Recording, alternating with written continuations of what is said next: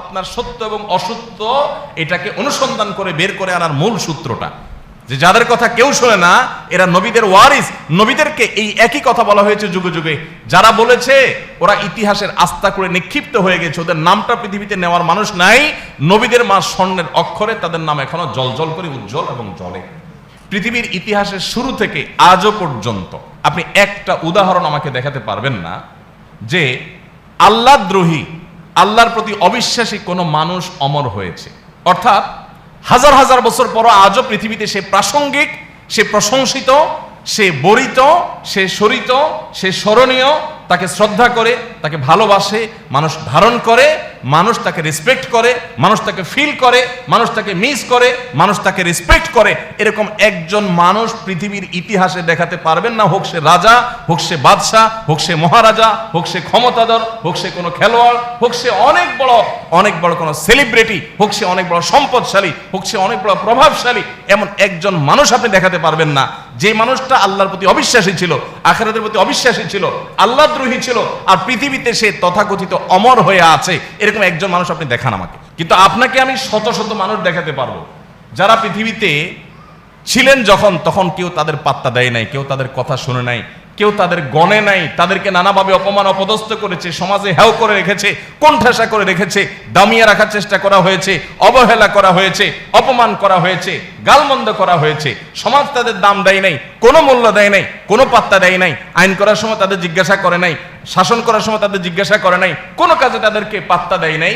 সেই মানুষগুলো হাজার হাজার বছর অতিক্রম হওয়ার পরও পৃথিবীতে তাদের নাম ভাস্বর হয়ে আছে, তাদের নামের নাম এখনো পাওয়া যায়, তাদের প্রশংসা এখনো শোনা যায়, তাদের গুণকীর্তন এখনো করা হয়, তাদের ভালোবাসা বুকে ধারণ করা হয়, তাদের প্রতি শ্রদ্ধা মানুষ নিবেদন করে।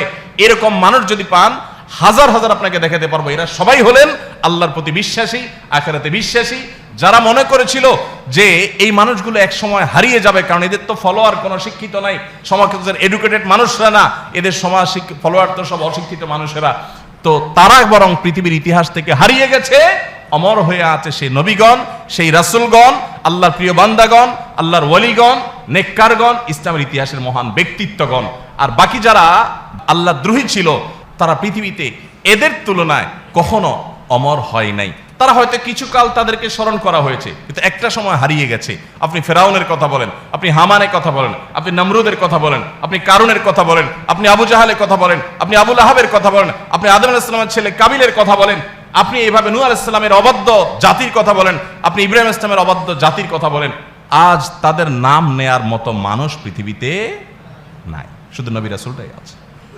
আল্লাহ সুবহানাহু ওয়া তাআলা এই কথাটা কোরআনে বলেছেন, আম্মা যাবাদু ফায়াযহাবু জুফাআ ওয়া আম্মা মা ইয়ানফাউন নাস ফায়ামকুতু ফিল আরদ।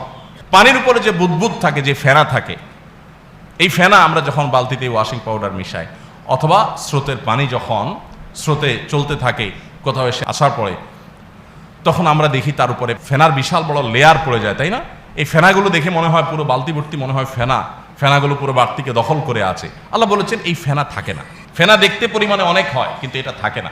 সময়ের আবর্তনে এটা হারিয়ে যায়, হাওয়ার সাথে মিশে যায়। থাকে কোনটা? এই ফেনার নিচে যে পানি, যেটা মানুষ উপকারে আসে, সেটাই থেকে যায়।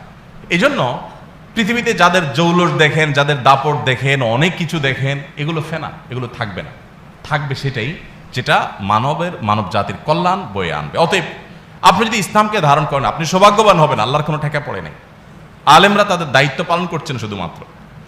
আমি কোরআনকে এইভাবে স্টাডি করার পর আমার অনেক ভালো লাগা কাজ করে, বিশেষ করে যখন দেখি যে আলেম হিসাবে আমরা অবহেলিত, আমরা নিগৃহীত, তখন আমার আরো ভালো লাগা কাজ করে। এটা তো নবী রাসূলদের ইতিহাসেরই পুনরাবৃত্তি।